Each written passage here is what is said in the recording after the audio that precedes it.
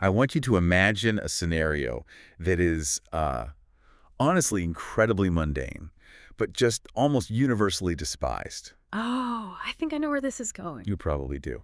So you're Yeah. sitting in a room, right? Maybe you're like editing a video for work, or you've just left a super long voice memo for a friend, Right. and you hit play to listen back. And suddenly, you hear it. Your own voice piped back to you right through the speaker. It is genuinely the worst feeling. It really is. The sheer, skin-crawling horror of it is just instantaneous. You immediately think, do I really sound like Yeah, you think I sound ridiculous or I sound nasal. Exactly. I Yeah. sound like a cartoon character. It's this visceral reaction of total rejection. You just want to, jump out of your own skin. Well, it's actually a profoundly deep psychological and physiological response. And, to understand it, we really have to look at the mechanics of human hearing. Okay, lay it on me. So when you speak normally, you aren't just hearing sound waves traveling through the air and entering your ear canal. You are also hearing yourself through bone conduction. Right, the physical vibration. Exactly. The vibrations of your vocal cords are traveling directly through the dense bones of your skull and your jaw. And bone is an excellent conductor of low frequencies. So that's why we sound better in our own heads. Yeah. Inside your own head, your voice takes on a richer, deeper, just highly resonant quality. It feels grounded. I see. But the moment you hear a recording, that entire physical infrastructure is just stripped away. You are left with the naked, air-conducted sound. That makes perfect sense from a physics standpoint. It completely explains why the pitch or the timbre sounds foreign to us. Right. But physics alone it doesn't quite explain the panic, It doesn't explain the utter feeling of betrayal by your own vocal cord. No, it doesn't. Because there is an emotional weight to that disgust that goes way, way beyond just noticing a difference in bass frequencies. And that emotional weight is exactly what these researchers, Philip S. Holzman and Clyde Rousey, investigated in a really brilliant psychological study from back in 1966. Right. And we are actually pulling from their paper for this deep dive today. We are. Along with just a massive stack of other sources today, we're looking at everything from ancient Greek historical texts and medieval theological records, all the way up to modern cultural sociology. It is a wild ride of a topic. Sure. But let's go back to that 1966 study. So Holzman and Rousey were clinical psychologists, and they termed this specific phenomenon a complex confrontation experience. A complex confrontation experience. That sounds intense. It is. They argued that the profound discomposure you feel isn't because your recorded voice sounds unfamiliar. Wait, really? Yeah. The terror actually stems from the fact that it sounds entirely too familiar, but it reveals aspects of yourself that you have been desperately trying to hide. Hide from who, though? From the world or from ourselves? Both. Honestly. But primarily from ourselves. Let's look at the anatomy for just a second here. Right. The larynx, your voice box, has the highest ratio of nerve to muscle fibers of any organ in the entire human body. Oh, wow. I had no idea. Yeah, it is exquisitely, almost painfully responsive to your internal emotional state. Under normal circumstances, Holtzman and Rousey suggest that we are deeply cathected to our own voice. Cathected. That's a psychoanalytic term, right? It is. It basically means we have a massive amount of mental and emotional energy invested in the physical act of speaking. We feel the pleasurable vibration in our chest, the intricate dance of the tongue and the lips. So we're really focused on the feeling of it. Exactly. When we speak, we are actively physically producing our identity in real time. So we are essentially putting on, a one-person physical theater show just for ourselves. The sheer sensation of making the noise acts as a kind of armor. That is a great way to put it. That physical sensation distracts us from what the voice is actually revealing. Right. But when you hear a tape recording, the body is completely amputated from the equation. You just get the raw sound. Yes. You are confronted with a voice that is undeniably yours, but you are completely severed from the comforting physical sensation of making it. So without that bodily armor, you suddenly hear all the raw emotional leakage. Precisely. You hear the underlying tension you didn't even realize you were carrying. You hear the hesitation, the defensive inflections, the desperate need to be liked. Oh, man. That is so brutal. It is. The recording forces a momentary brutal awareness of aspects of your personality that your conscious mind rejected, but which your highly sensitive larynx betrayed anyway. So hearing your own recorded voice is essentially meeting your own ghost. Basically, yeah. It's an encounter with a version of yourself that is entirely decoupled from your physical body. And that terrifying realization that's the exact mission of our deep dive today. It's a huge topic. It is. We're going on a journey tracing the cultural history of this exact concept, the dissociated voice. We want to understand what happens to society when a voice is separated from the physical source that made it. And what's wild about the sources we're looking at today is that the anxiety you feel hearing your voice on a smartphone is just the modern tip of a massive ancient iceberg. Oh, totally. We are going to trace this phenomenon from the prophecies of ancient Greece through the demonic possessions of the Middle Ages into Enlightenment laboratories, across the stages of 19th century illusionists. Straight through the invention of telephone. Exactly. And ultimately land right on the lap of a creepy wooden dummy. It is a long, very strange history of how humanity attempts to manage the power of a voice that just seems to possess a mind of its own.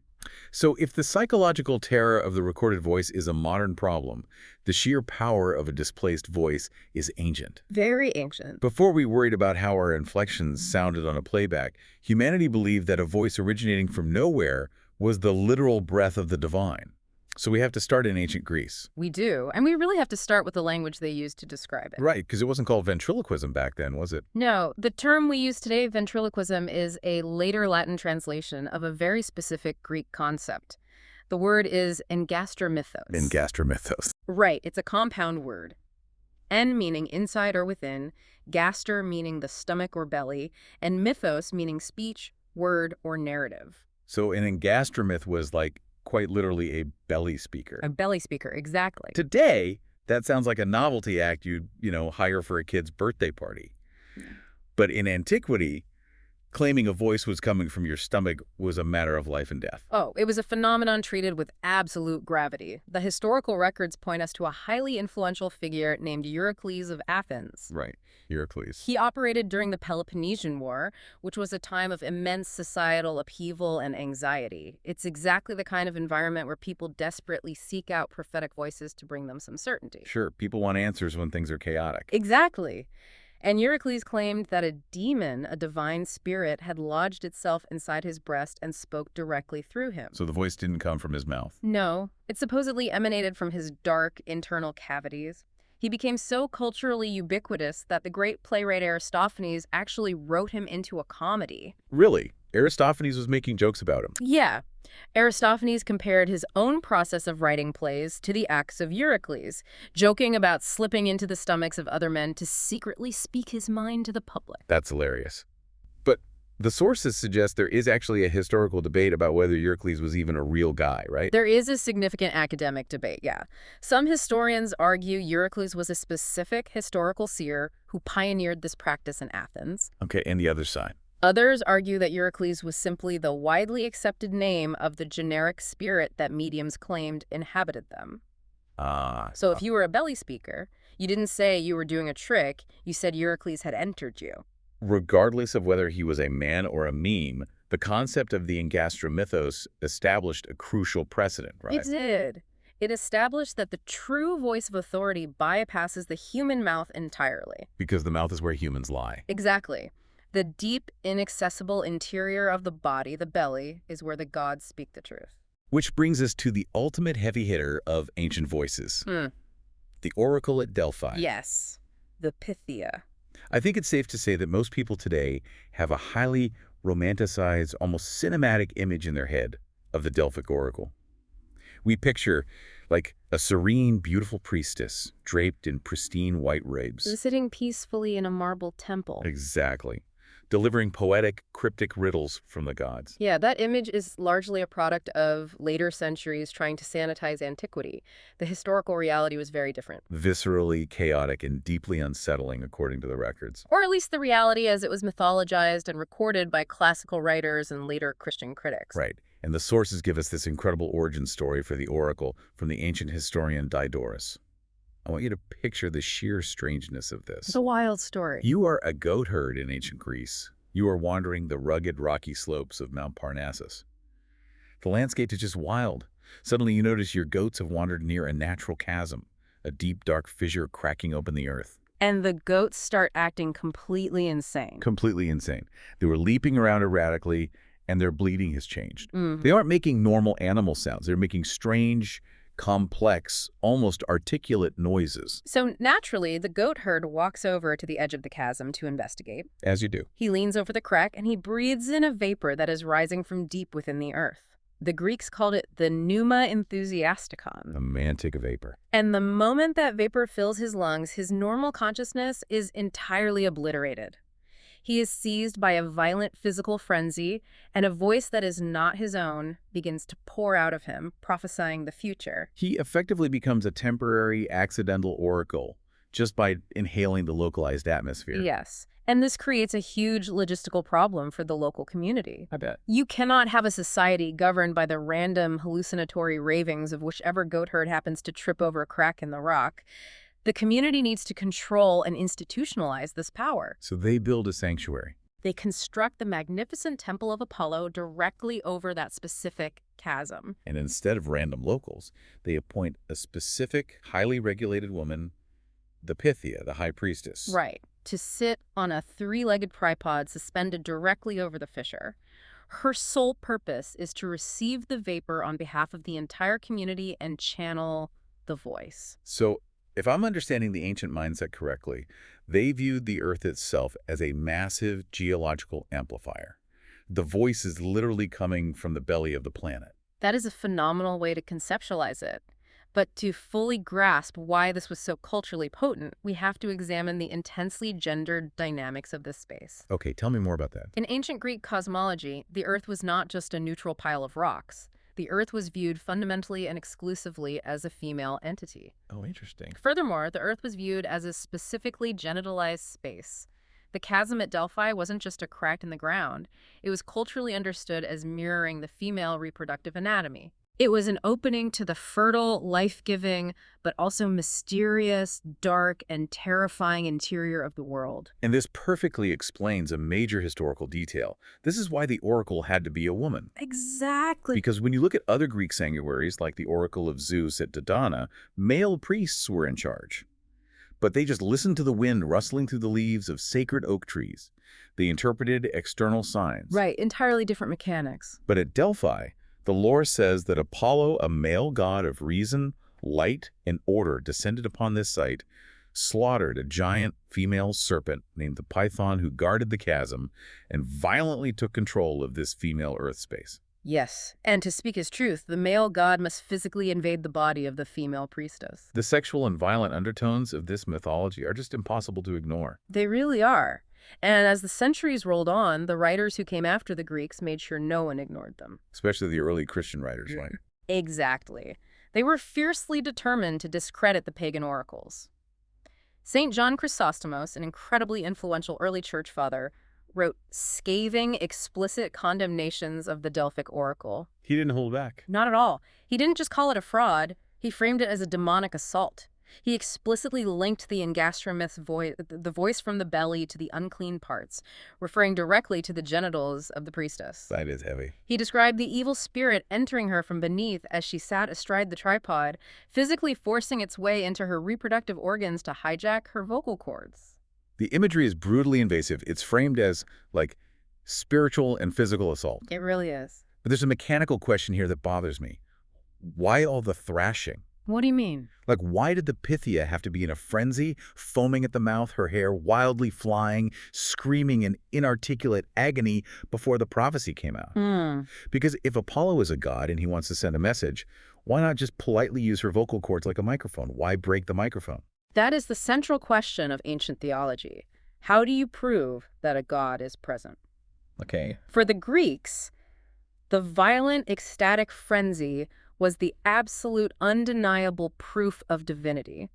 Think about the skepticism of the ancient world. Sure. If a mortal woman is sitting calmly on a stool, speaking in a measured voice and claiming to speak for the god of light, the easy assumption is that she is simply making it up for political gain. Yeah, she has a massive conflict of interest. She holds immense power in that society. Exactly. To prove that the voice is not hers, you need to see the mortal suffer. Oh, wow. The voice of a god is inherently too massive, too powerful, and too unnatural for a human frame to contain. The frenzy, the violent convulsions, the sheer physical degradation of the priestess, this was the visual and physical evidence that a superhuman force was present. The voice was literally tearing her body apart. Yes, it obliterated her normal human self. The scholars and the sources refer to this as the creation of an implicated space. An implicated space. Right. In that moment of prophecy, the boundaries between the inside of her body and the outside world completely collapse. The earth breathes out the vapor, the woman breathes it in, the god enters the chasm, the god speaks, the woman screams. It's a continuous, violent circuit of divine energy. It really is. It makes me think of plugging a standard household toaster into a high-voltage nuclear reactor. Okay, I like this. The toaster simply isn't engineered to handle that kind of raw current. So it shakes, it sparks, the coils melt, and the machine eventually destroys itself. The physical frenzy of the priestess is the melting of the toaster. That analogy captures the brutality of it perfectly. The violent displacement of the human voice by a superhuman voice was terrifying to witness, but in the context of antiquity, it was deeply sacred. The destruction of the individual was the guarantee of the truth. Yes, exactly. But the narrative of the dissociated voice doesn't stay sacred forever. Empires eventually fall, belief systems shift, and what is considered holy in one century is condemned as evil in the next. As is always the case in history. As Europe transitions out of antiquity and into the Christian era, this ancient concept of a higher power hijacking the human voice undergoes a massive rebranding. A total 180. It is no longer viewed as a terrifying gift from Apollo. Yeah. It becomes something entirely sinister. Right. We see a monumental shift as we move forward in time to the 16th and 17th centuries. This is the era of the Reformation. Right, a period defined by brutal religious wars across Europe. Exactly. Society is fracturing, and the church is desperately trying to maintain authority. In this volatile climate, the voice from the belly takes on a completely new cultural meaning. It's not Apollo anymore. No, it is no longer the voice of prophecy bridging the gap between gods and men. It is definitively categorized as the voice of the devil. And the sources show us how this shift wasn't just political, right? It was actually baked into the way religious texts were being translated and reinterpreted. Yes, linguistic history plays a huge role here. There is a very famous biblical story in the book of Samuel about the witch of Endor. King Saul is terrified of an upcoming battle, so he secretly visits this witch and demands that she summon the spirit of the deceased prophet Samuel to give him advice. Right, the necromancy story. Now, in the original Hebrew text, the witch is referred to as Balatbab. For centuries, scholars argued over the exact linguistic translation of that phrase. But during the Reformation, things changed. Yeah, certain highly influential translators started interpreting the word oba to mean a bottle or, crucially, a hollow belly. Which completely rewrites the theology of the story. It changes everything. If oba means a hollow belly, then the Witch of Endor is suddenly recategorized. She isn't a powerful necromancer who can genuinely command the spirits of dead saints. She is an engastromyth. Exactly, she's a ventriloquist. And the spirit she summoned wasn't really the prophet Samuel coming back from the dead. It was a demonic spirit that was already hiding inside her hollow belly, projecting its voice outward to deceive King Saul. They are essentially taking the old Greek magic and mapping it onto Christian demonology. And this wasn't just an abstract academic debate happening in dusty monasteries. This was a real, terrifying phenomenon happening to living people. Oh, absolutely. Which brings us to an incredible historical event detailed in the sources, the Miracle of Laon, which took place in France in 1566. The case of Nicole Aubry. It is a textbook example of how the dissociated voice was weaponized during this era. So Nicole was a young, newly married woman who began suffering from severe convulsions. The local priest declared her possessed. Standard possession narrative so far. Right. But it's not just her physical thrashing that terrifies the town. The absolute defining, undeniable feature of her possession is the voice. The possessing spirit identifies itself as Beelzebub. And the terrifying aspect for the people witnessing this wasn't just what the demon was saying, it was how it was saying it. The mechanics of it. This deep, unnatural, gravelly voice was booming out of Nicole's body, but the witnesses swore that her lips were not moving. Her jaw was clamped shut. The sound was emanating from deep within her abdomen. And this is where we have to look at the political utility of the demonic voice. Right. Because the Catholic Church at this specific moment in history was under severe threat from the rising tide of Protestantism. The Reformation is in full swing. Yes. The Protestants were stripping away the rituals, the relics, the visual majesty of Catholicism. So the Catholic authorities didn't want to just banish this demon quietly in a back room. No, they needed an audience. They needed the devil to speak. They needed to engage the voice in public discourse. They essentially turned this poor woman's suffering into a stadium event. The Bishop of Leon decides to perform the exorcism in the massive cathedral on a specially constructed raised platform. We're talking thousands of people packing the pews to watch this. It's a spectacle. The bishop stands over Nicole and begins forcefully questioning the demon in her belly. But he knows that the skeptics in the crowd might just think Nicole is throwing her voice. That she's a fraud? Exactly. So the bishop does something incredibly brutal and theatrical to prove the supernatural nature of the voice. He introduces a physical barricade. Tell them what he does, because it's wild. The bishop takes a golden cross, which contains a piece of a holy relic, specifically, a piece of the true cross, and he physically forces it into Nicole's mouth. He wedges it between her teeth. He effectively gags her with the holiest object he can find. He is completely blocking her oral vocal cords. If this is a human trick, she shouldn't be able to make a sound. But of course, the biology of the vocal tract is complex. Yeah. Even with the mouth obstructed, air can be manipulated in the pharynx and pushed through the nasal cavity or forced out in guttural bursts from the diaphragm. Right, humans are adaptable. But to the 16th century observer, the effect was miraculous. The sources record that with the cross jammed in her mouth, the demon Beelzebub could no longer articulate its usual blasphemies. It was blocked. Instead, the voice from the belly turned into inarticulate roars. Nicole's body violently twisted, her abdomen swelling and collapsing as if the demon were physically trapped inside her digestive tract. Furiously trying to escape, but unable to bypass the holy relic blocking the exit. The bishop leaves it there just long enough to prove his point, then removes the cross. And the moment her mouth is free, the demon immediately starts speaking again, begging for mercy, bargaining with the bishop. And to understand why this spectacle was so necessary, we really must analyze the social function, the dramaturgy of exorcism. Why did the church demand a voice? Because an exorcism is not simply a spiritual cleansing, it is a legal proceeding, it is a cosmic trial. Well, that makes sense. To put an invisible enemy on trial, you have to give it a name, and more importantly, you have to force it to testify. Think about high-profile congressional hearings or televised trials today. You don't just want the criminal to go to jail. Yeah. You want them on the stand, on a microphone, admitting that they were wrong and the system is right. An exorcism was basically a highly publicized press conference with a demon. Exactly. By forcing the demon to speak, the church visibly proved its own ultimate authority. It's brilliant. The demon's voice, dragged into the open by the holy power of the priest, paradoxically became the greatest advertisement for the Catholic worldview. Wow. During these public dialogues, the demon was forced to acknowledge that the relics burned it, that the Eucharist terrified it, that the bishop had divine power over it. The Catholic Church used the voice of its greatest enemy to validate its own existence. It is an absolute masterclass in PR. You drag your worst opponent onto your own stage, and you physically compel them to tell the audience that you are the undisputed champion. It really was. But high-profile PR stunts naturally invite intense skepticism. Of course. And the Protestant reformers who were watching these elaborate Catholic spectacles were highly educated, highly cynical observers. I weren't buying it. No.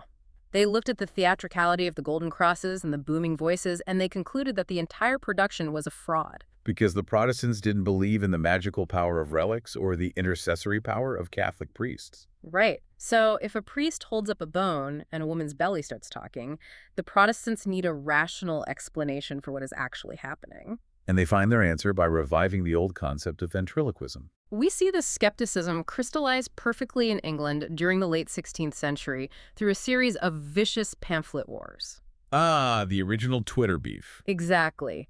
It primarily centered around two figures, a Puritan exorcist named John Darrell, who was gaining immense fame for casting out devils, and a skeptical Anglican cleric named Samuel Harsnet, who was determined to expose Darrell. And Darrell's most famous and perhaps most absurd case involved a 13-year-old boy named Thomas Darling. Oh, the Thomas Darling story. This story from the sources is almost too bizarre to be real. Thomas Darling claimed he got lost in the woods, started hallucinating visions of green caps, Green cats, yes. and then ran into an old woman in the forest. And the boy claimed that he accidentally let slip a fart in her presence, Yes, a flatulence curse. which angered her so much that she placed a demonic curse on him. It sounds deeply comical to a modern ear, but the consequences in the 16th century were deadly serious. The old woman accused of the curse was actually arrested and eventually died in prison. That is awful. It is. Meanwhile, young Thomas Darling became a local celebrity through his incredible vocal performances of possession. The boy would put on these complex multi-character shows. The sources describe him acting out a one-sided colloquy. Right. He would speak the devil's words in a strange, deep, distorted voice, making demands or threats, and then he would instantly switch back, answering the devil in his own normal, high-pitched, pious boy's voice. He was essentially doing a two-man scene all by himself. And Samuel Harsnett, representing the skeptical establishment, read the accounts of these performances and was absolutely disgusted. He published furious, highly detailed pamphlets accusing John Darrell of being nothing more than a fraudulent stage director. Harsnett completely stripped the supernatural element away, didn't he? Completely. He argued there was no demon inside Thomas Darling and there was no Beelzebub inside Nicole Aubry. He claimed that these exorcists were essentially ventriloquists. Harsnett accused the Catholic priests and the Puritan ministers of secretly teaching these vulnerable teenagers how to manipulate their vocal cords. Teaching them how to throw your voices and how to act out these demonic scripts. He coined an incredible phrase, accusing the exorcists of dialogizing with the devil. Dialogizing with the devil, it's a brilliant linguistic attack. It really is. Harsnett is arguing that by demanding the devil speak, by giving the illusion of a dialogue, the exorcists are actually the ones committing the darkest sin. They are creating the illusion of the demonic to aggrandize their own power. So for the skeptics, the dissociated voice wasn't an ancient god, and it wasn't a supernatural demon invading a human body. No, it was a conscious human trick. It was a physical manipulation of anatomy designed specifically to deceive the gullible masses. This debate marks a massive historical turning point. The anxiety over the dissociated voice is slowly being dragged out of the realm of theology and into the realm of mechanics. Exactly. Because you can only have these intense, public, bloody religious battles for so long before society gets exhausted.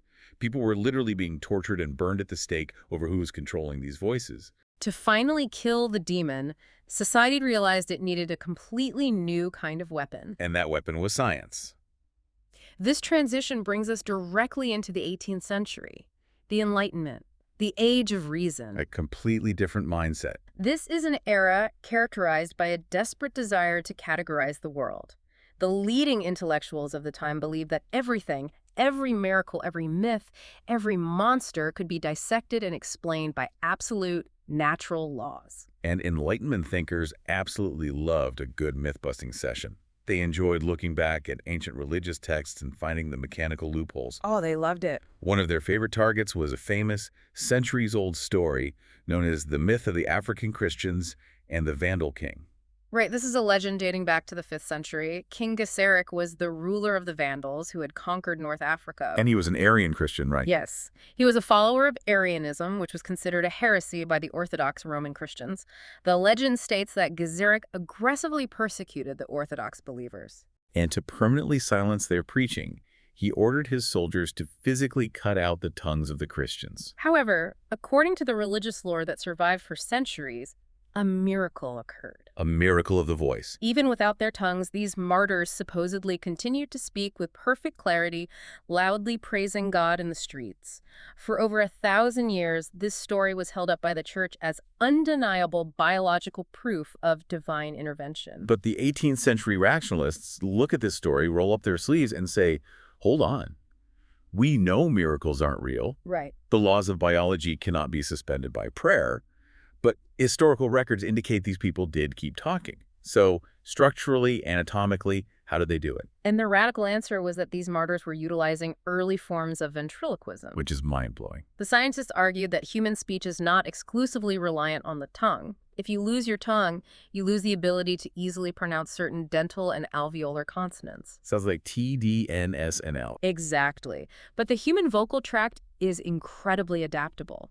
These rationalists theorized that the martyrs had simply learned, or naturally adapted, the ability to manipulate their pharynx, their glottis, and the muscles in the back of their throat to compensate for the missing tongue. They could use their breath control and their lips to create approximations of the missing sounds. The Enlightenment thinkers brought the miracle down from the heavens and placed it squarely in the muscular tissue of the human neck. The man leading the charge on this scientific crusade was a French writer and anatomist named Abbé de la Chapelle. In 1772, he published a massive, definitive book on the subject simply titled Le Ventriloque. And LaChapelle was a man on a mission. He wanted to completely eradicate the lingering superstitions regarding demons, witches, and speaking relics. His entire argument was grounded in physiology. He stated categorically that ventriloquism is not demonic possession, nor is it divine inspiration. It is simply a highly refined physical skill. It is an extreme manipulation of the vocal tract. He became the primary champion of what historians call the imposture theory. Right. The imposture theory essentially argues that the entire history of human religion is based on a biological magic trick. La Chapelle argued that the ancient pagan priests at the Oracle of Delphi, the Witch of Endor, and the Catholic exorcists in France were all just highly skilled anatomists. They figured out how to control their diaphragms and their pharynxes, and they used that physical anomaly to fake supernatural events and maintain political power over the uneducated masses. He is essentially accusing the foundations of Western spirituality of being an acoustic fraud. He is, but here's where the history takes a fascinating, ironic turn. Oh. In La Chapelle's zealous crusade to explain exactly how the trick is done physically, he completely misunderstands the physics of sound. He wildly overestimates what a human ventriloquist is biologically capable of doing. Exactly. This is the part that really fascinates me. The ancient engastromeths we talked about, the belly speakers, they produced voices that sounded weird and muffled, but the sound was always localized inside their own bodies. It was coming from their stomach or their chest. La Chapelle, however, starts making these grandiose claims that modern, scientifically trained ventriloquists have the power of absolute spatial control. He claims in his book that a skilled performer can literally throw their voice across vast distances. He argued they could manipulate their throat muscles to make it sound like someone is shouting from the roof of a building or screaming from the bottom of a deep well, all while the performer stands perfectly still in the center of the room. He famously defined ventriloquism as the power to speak where one is not. But wait, if he is supposed to be this rigorous Enlightenment scientist, how does he get the physics so fundamentally wrong? Right, because scientifically, that is impossible. Sound waves originate at a source and travel outward. You can't shoot a packet of sound across a room and have it originate 50 feet away. You can muffle your voice, you can use visual misdirection to trick the eye, but you cannot literally project a sound wave to start somewhere else. He was so eager to demystify the magic of demons that he accidentally invented a completely new, biologically impossible kind of magic. You are exactly right about the physics. What La Chapelle was actually describing without realizing it was psychoacoustics. Right, mind tricks. He was describing how a performer manipulates the listener's brain, not the air itself. A ventriloquist creates the illusion of distance by dropping the higher frequencies of their voice, reducing the volume, and creating a muffled resonance in the back of the pharynx. Which mimics the way the atmosphere attenuates sound over a long distance. Exactly. Combined with the performer looking intently at the roof or the cellar, the audience's brain is tricked into mislocating the source of the sound. But La Chapelle believed it was a literal physical projection. So he demystifies the voice by proving it's just muscle control. But if he proved it was just a bodily function, shouldn't ventriloquism have lost its appeal? You'd think so. Once you know how the magic trick works, it's just a cheap party trick. Why did the public keep caring about it? Because the Enlightenment mind was obsessed with human potential.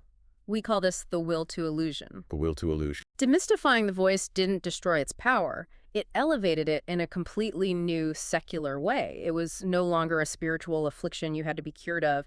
It became a secular superpower.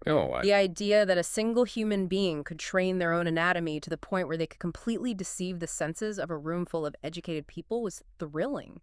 It proved the limitless potential of human skill, biology, and reason. It was the ultimate triumph of the individual mind over the physical environment. Exactly. It makes me think of the appeal of a superhero like Batman.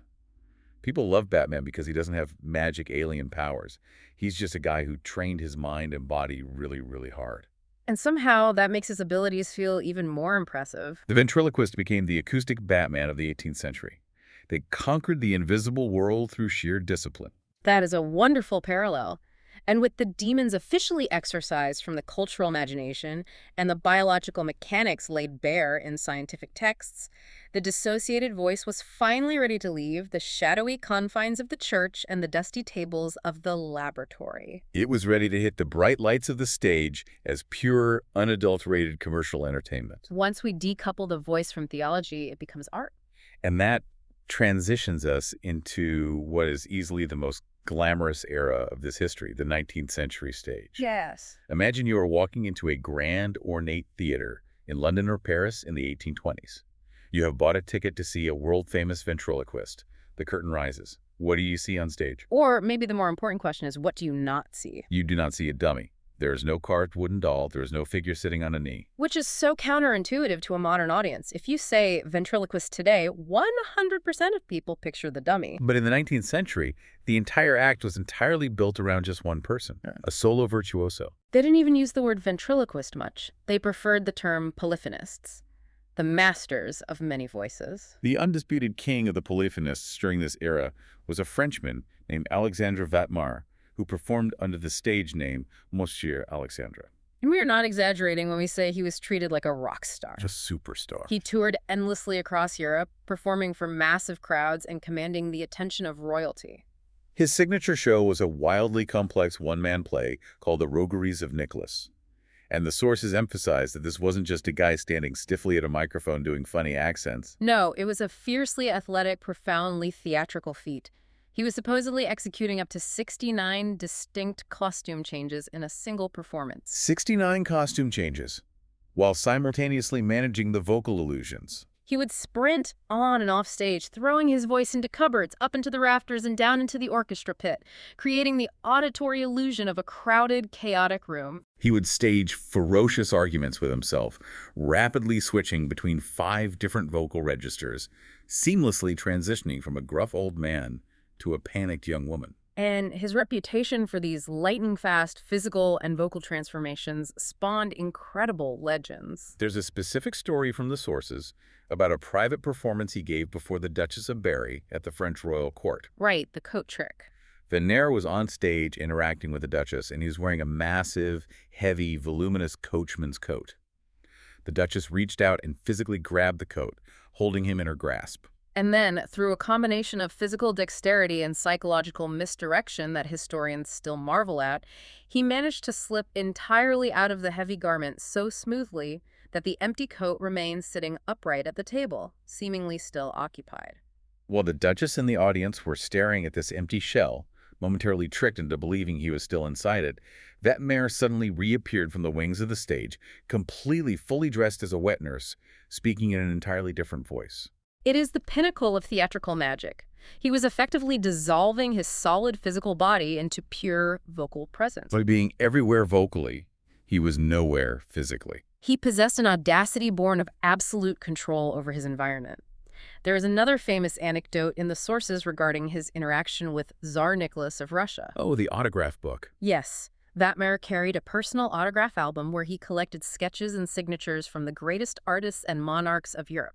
When the Tsar asked to see the album, Vatmar flatly refused to hand it over until the Tsar himself agreed to draw a picture in it first. He treated emperors as his equals because, in the realm of illusion, he was the supreme monarch. He was a master of character, but he wasn't the only superstar in the field. Over in England, you had a performer named William Edward Love. Love also adopted the title of polyphonist, but his approach was entirely different. He specialized in what he grandly called the philosophy of sound. While Vatmar used the voice to create invisible people, Love used the voice to create invisible worlds. He was a master of environmental soundscapes. He didn't just imitate human speech. He recreated the complex acoustic geometry of reality. The accounts of his performances are staggering. The sources mention that he could stand on stage and perfectly imitate the sound of a dense swarm of bees flying erratically around the auditorium, making the audience physically duck their heads. He could replicate the screech of rusting hinges, the rhythmic, heavy clanking of industrial machinery. But the masterpiece of his career is a story about a performance he gave in a tavern in Germany, situated on a cliff overlooking the Neckar River during a violent thunderstorm. The audience is huddled safely inside the tavern, listening to the actual storm outside. and love begins his illusion. He creates the faint, desperate sound of a man's voice crying out from the far, invisible side of the stormy river, begging for a boat. He then verbally constructs the entire auditory narrative. The audience hears the muffled yells of negotiations shouted across the rushing water. They hear the distinct, rhythmic creaking of wooden oars as an imaginary woman and a young boy row a boat across the choppy waves.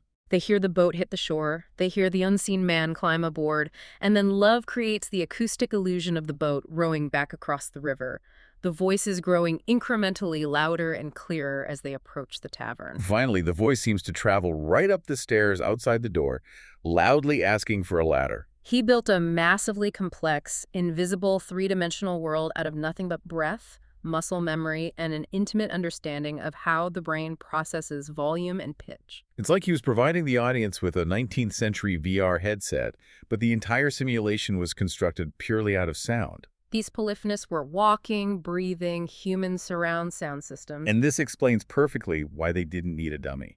When your voice can build a storm across a river, you don't need a wooden doll. The entire theater was the dummy. The audience's own imagination was the dummy. Exactly. Building on that idea of the VR headset, we can view this era as a brief, beautiful, almost utopian moment in the history of human perception. How so? For centuries, Western society has relied almost exclusively on sight as the primary arbiter of truth.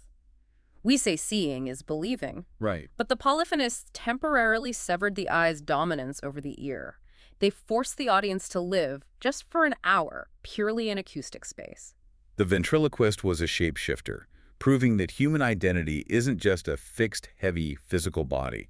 The self can be an expansive, invisible, boundaryless presence. It was a profound celebration of human biological capacity. But biological capacity, no matter how highly trained, has strict physical limits. Sadly, yes. No matter how perfectly William Edward Love trained his diaphragm, his voice could only travel as far as the walls of the tavern. Alexander Vadmeyer couldn't project his voice to another city. And inevitably, these men grew old, their vocal cords weakened, and they died, taking their invisible worlds with them. The cultural desire to detach the voice from the body entirely was growing rapidly. But that desire was about to be fulfilled not by human flesh and cartilage, but by the relentless march of industry. Copper wires and wax cylinders were about to change the world. The true, permanent mechanization of the voice is a seismic shift in human history. But the journey to that mechanization started in a very strange, experimental place. Before we had microchips or digital audio, inventors were obsessed with trying to build physical machines that could replicate the mechanics of speech. We enter the uncanny valley of the automata. The 19th century was filled with these bizarre, complex mechanical illusions. One of the most famous was called the Invisible Girl. People would pay admission to enter a room and view a hollow glass sphere suspended from the ceiling by ribbons. Sticking out of the glass sphere were several brass-speaking trumpets. A patron would lean in and whisper a question into the trumpet, and a faint, ghostly female voice would whisper an answer back from apparently inside the empty glass. It was, of course, a highly sophisticated acoustic trick. The ribbons holding the sphere hollowly concealed thin tubes that ran up through the ceiling and into an adjacent room where a hidden woman was listening and responding. But the sheer popularity of the exhibit proved how deeply the public craved the concept of a bodiless, mechanized voice. And then inventors tried to actually build the voice from scratch. The sources detail a device from the 1840s created by a Professor Faber called the euphonia. I have looked at drawings of this thing, and it looks like a steampunk nightmare. It really does. It was a mechanical talking head mounted on a table. Below the table was a massive set of bellows acting as mechanical lungs. Inside the head were rubber tubes mimicking vocal cords, an ivory reed acting as a glottis, and a physically movable lower jaw. Professor Faber would sit behind it and literally play it like a piano. He would pump the bellows with a foot pedal and press a complex keyboard to force air through the specific rubber flaps, synthesizing crude, robotic words. The euphonia was a valiant attempt to break the mystery of the voice down into interchangeable mechanical components. But it was ultimately just an expensive novelty. The true earthquake, the technological singularity in the history of the dissociated voice, occurred in the 1870s with the work of Alexander Graham Bell and Thomas Edison. The invention of the telephone and the phonograph. Boom! The world changes forever. For the very first time in the 300,000-year history of the human species, the voice was truly, literally, and permanently separated from the physical body. You no longer needed to be in the same room, the same city, or even the same century to hear a specific human being speak. It is almost impossible for us, living in the 21st century, to comprehend how utterly shocking, disorienting, and existentially terrifying this sensory experience was for the very first people who used a telephone. We are so saturated with recorded audio that it feels entirely mundane. But I want you to imagine living your entire life never having heard a human voice that wasn't securely anchored to a visible face standing right in front of you. Right. And then suddenly you are holding a cold piece of wood, carbon, and metal to your ear, and you hear the exact voice of your mother coming from 100 miles away. It wasn't just the transmission of data, it was the transmission of intimacy. The early carbon microphones of the telephone didn't just carry words. They carried all the wet, messy, intimate physical residue of the human body. You could hear the person clear their throat. You could hear the wetness of their lips parting. You could hear the subtle hitch in their breath. The physical body was effectively being replicated and replaced by a wiring apparatus.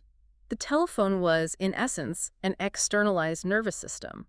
The carbon microphone acted as a mechanical ear, translating physical air pressure into electrical current, and the speaker on the other end acted as a mechanical mouth, translating that electricity back into physical vibration. The human voice was being disintegrated into invisible electrical impulses, shot across miles of copper wire, and then miraculously reconstituted. It was a triumph of engineering, but it was a terrifyingly intimate miracle.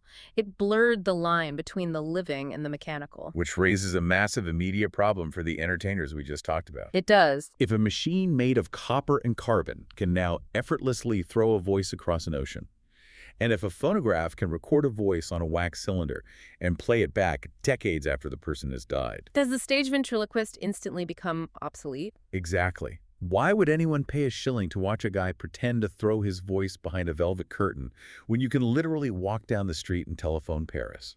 That was the existential crisis facing the performance community at the end of the 19th century.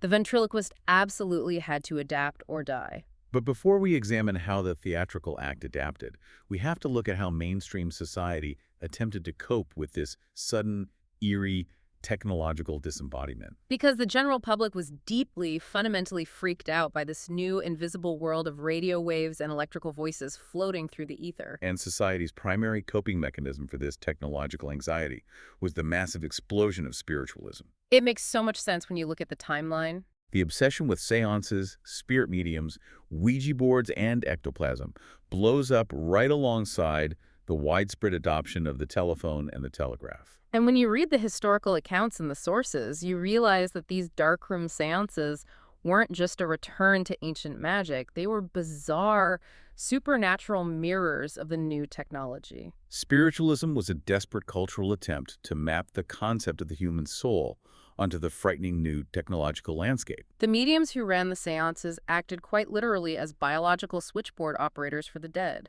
They claimed the spirits were trying to get a line through from the other side, and the medium was the fleshy receiver. And the vocabulary they used was entirely lifted from the engineering manuals of the day.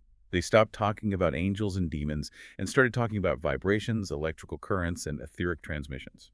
There is one specific case study in the sources that perfectly encapsulates this incredibly weird collision between ghosts and gadgets. It's the case of the famous Boston medium Mina Crandon, who operated under the pseudonym Marjorie in the 1920s. The Marjorie case is one of the most heavily documented paranormal investigations of the 20th century. Marjorie claimed to channel a specific spirit guide named Mr. Walter. He was supposedly her deceased brother. And during one of her highly publicized seances, a group of psychic researchers brought a piece of heavy machinery into the seance room. They brought an Ediphone, an early, heavy Edison dictation machine that recorded audio onto wax cylinders. They didn't want to just listen to the ghosts. They wanted scientific mechanical proof of the voice, so they set up this machine in the pitch-black room alongside the medium. And the interaction that follows is incredibly revealing about the psychology of the era. The spirit, Mr. Walter, manifests his voice in the dark. But he doesn't do typical ghost stuff. He doesn't moan about the afterlife or rattle chains. He actually starts interacting with the recording equipment. The voice of the ghost starts giving the researchers tech support. He tells the scientists that they need to move the speaking trumpet closer to the machine's mouthpiece to get a clearer audio level. He tells them when to start and stop the cylinder to conserve wax. The ghost is basically acting as a studio engineer. It is a profoundly absurd yet deeply meaningful moment. The mechanical device designed to capture the disembodied voice effectively becomes a surrogate body for the spirit. It demonstrates how desperately people were trying to manage and domesticate this new, invisible acoustic world. The invention of the phonograph was inherently associated with death. It was the first time in history a voice could visibly outlive the flesh that made it. So spiritualism attempted to reverse the equation. They tried to use the phonograph to prove that life outlives death. But let's return to our stage performers, the ventriloquists. Society was using ghosts to cope with the telephone, but the performers couldn't rely on ghosts. Technology had successfully permanently ripped the voice from the human body. To survive as an art form, the theatrical ventriloquist had to execute a massive pivot. They had to do the exact opposite of the machine. They couldn't be polyphonous anymore, throwing invisible voices into the empty air, because the radio was already doing that. They had to give the disembodied voice a physical, solid, highly visible body to anchor it. And that profound need for an anchor brings us to the final evolution of the art form, the birth of the dummy. Enter the creepy wooden doll. The major pivot happens in the late 19th century, crystallized most notably by a British music hall performer named Fred Russell and his physical figure, Coster Joe. Almost overnight, the solo virtuoso, the manic genius running around the stage playing 69 different characters, disappears from the theater. The act is violently stripped down. It becomes a single man, usually dressed in a formal tuxedo, sitting perfectly still on a chair with a single carved wooden figure perched squarely on his knee. It is the iconic, definitive image of ventriloquism that we all recognize today. But when you look at the deep history, it's actually the newest iteration. Why did the art form crystallize into this specific weird dynamic? And more specifically, why is the dummy almost always characterized as a cheeky, unruly, aggressively obnoxious little boy? Right. To understand the character of the dummy, we have to look at the sociology of the era. The dummy represents a deep collective cultural anxiety about the loss of bodily control. The ventriloquist, sitting there in his crisp tuxedo, speaking in a calm, measured voice, represents the highly educated, rational, heavily controlled adult mind. He is the polite, civilized surface of modern technological society. He's the straight man.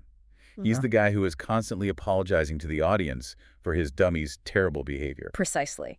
And the dummy, with its garish, exaggerated paint, its massive, clacking mouth, and its unblinking, staring eyes, represents the explosive, defective, highly embodied flesh. If the ventriloquist is the civilized ego, the dummy is the pure, unrestrained id. The dummy says the rude things we only think. The dummy makes the overt sexual innuendos. It aggressively interrupts. It hurls insults at the audience. It is pure biological impulse carved out of wood. Oh, wow. This connects perfectly back to the very beginning of our conversation. How so? The dummy is the physical embodiment of the Holtzman and Rousey study. When we listen to our own recorded voices and cringe, we are cringing at our own emotional leakage. A dummy is the emotional leakage, just made out of papier-mâché and wood. It's all the messy, inappropriate humanity that we're desperately trying to hide. That is an exceptional synthesis, yes.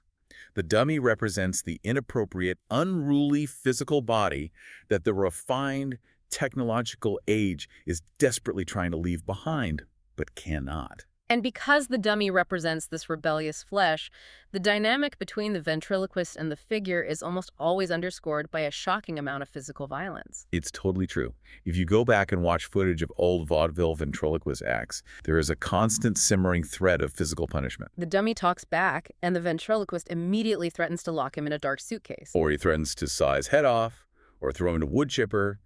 There is a relentless, aggressive struggle for dominance on the stage. The most famous American ventriloquist in history, Edgar Bergen, who was ironically a massive star on the radio with his dummy Charlie McCarthy, pushed this dynamic to its limit. Bergen actually performed a routine he called bloodless surgery. He would lay Charlie McCarthy out on a table and perform fake, elaborate surgical operations on the wooden body. It is a bizarre, deeply unsettling pantomime of medical and physical control over the rebellious body. The ventriloquist must constantly discipline the dummy because the dummy represents the chaotic parts of human nature that refuse to be civilized by machines. Which naturally leads us to the ultimate pop culture expression of this anxiety, the horror movie trope. Because if the dummy is our repressed id, if it represents our deepest, darkest fears and impulses, the ultimate terrifying question is, what happens when the dummy finally wins? The trope of the dummy coming alive and taking over the master is a horror classic for a very profound psychological reason. The absolute masterpiece of this genre and a focal point in the sources is the 1945 British anthology film Dead of Night. The final, culminating segment of that movie follows a highly strung ventriloquist named Maxwell Frere and his dummy, Hugo. Over the course of the story, Frere slowly starts to believe that Hugo isn't just a wooden prop. He believes Hugo is actually alive, autonomous, and actively plotting to ruin his life. The paranoia drives Frere completely insane. He eventually ends up locked in a prison hospital bed, completely catatonic. And the final scene of that film is a cinematic masterclass in what scholars call the vocalic uncanny. I need you to describe the mechanics of that final scene because just thinking about it still gives me chills. A rival ventriloquist comes to the hospital to visit the catatonic Maxwell Frere. Frere is lying in the bed. He hasn't moved a muscle or spoken a word in days. The rival approaches the bed. Frere slowly looks up. He very slowly, deliberately parts his lips. And out of Frere's human mouth comes a series of harsh clicks and mechanical hisses, sounding exactly like a needle dragging across a broken phonograph record. It's a mechanical preamble. And then he speaks. But he does not speak in his own voice. He speaks in the high, reedy, inherently sinister voice of his dummy, Hugo. He looks at the rival and says, "Why, hello, Sylvester. I've been waiting for you." And as he speaks, his human jaw drops open, lolling completely slack, mimicking the broken, unhinged mechanical jaw of a wooden doll. He has literally become the dummy. The machine has completely hollowed out and taken over the human being. It is absolutely terrifying to watch. And it is terrifying because it perfectly synthesizes a century of modern anxiety about the dissociated voice. In a world where telephones, radios, and phonographs have systematically stolen our voices from our bodies, where our voices fly invisibly through miles of wire, bounce off satellites, and reside on servers, we feel a deep subconscious loss of autonomy. We have literally lost physical ownership of our own sound. Our voices are out there in the ether, completely dissociated from our physical control. Yes. So the cultural obsession with the dummy acts as a psychological coping mechanism. By giving the displaced voice a rigid, wooden, highly visible body, and then watching a human performer physically dominate that body, smack it on the head, manipulate its jaw, lock it in a velvet-lined box, we are participating in a ritualistic reassertion of physical control. Watching a ventriloquist-dominated dummy is a way to soothe a society that is secretly terrified of the invisible, uncontrollable power of modern mass media. We need the dummy, so we finally have something physical to hit. Wow, okay. Yeah. That is an incredibly profound place to land. Let's try to wrap our heads around the sheer scale of the journey we just took. We started in the rocky chasms of antiquity, where the dissociated voice was revered as a sacred, violent oracle bridging the gap to the gods. Then, as the cultural winds shifted, we watched that exact same phenomenon get hunted down and gagged with golden crosses as a literal demon during the Reformation. We saw the Enlightenment scientists try to dissect the voice and decode the muscles, which accidentally birthed the ultimate stage marvels, the 19th century polyphonists who could build invisible worlds out of breath. Then the inventors came along and permanently severed the voice from the flesh using wires and wax. And finally, terrified by our own technological success, we trapped that wandering voice inside a cheeky little wooden doll just so we could feel like we were still in charge. It is a remarkable through line. It is the history of humanity desperately trying to figure out where the soul actually lives when the physical body isn't the thing making the sound. And that incredibly long history leaves me with one final, deeply provocative thought for you to mull over. Because this history of the dissociated voice didn't end with Edgar Bergen on the radio in the 1940s. Today, we live in an era of AI-generated audio. We have deepfakes that are visually and audibly flawless. We have synthetic speech algorithms that can perfectly clone your specific voice with all your unique emotional leakages from a 3-second audio clip. The voice has never been more separated from the human body or more easily manipulated than it is at this exact second. Perhaps we look back at the ventriloquist's wooden dummy and we laugh because it feels so quaint, so primitive and obvious. But the truth is, in the digital age, we haven't abandoned ventriloquism. We've just finally perfected it. We no longer need the heavy wooden dummy. The algorithm is the dummy, and it is entirely invisible. So the real question you have to ask yourself the next time you pick up the phone or listen to a recording or watch a video online is this: When a machine speaks to you in a voice that sounds perfectly, flawlessly human, who exactly is the ventriloquist and who is the dummy? We have returned to the mantic vapor, but this time the vapor is made of code. And it brings us right back to sitting in that quiet room, hitting play, and hearing your own voice piped back to you. The skin-crawling horror you feel isn't just about how nasal you think you sound. It's the sudden, terrifying, ancient realization that the voice floating out there in the air might not actually need you anymore.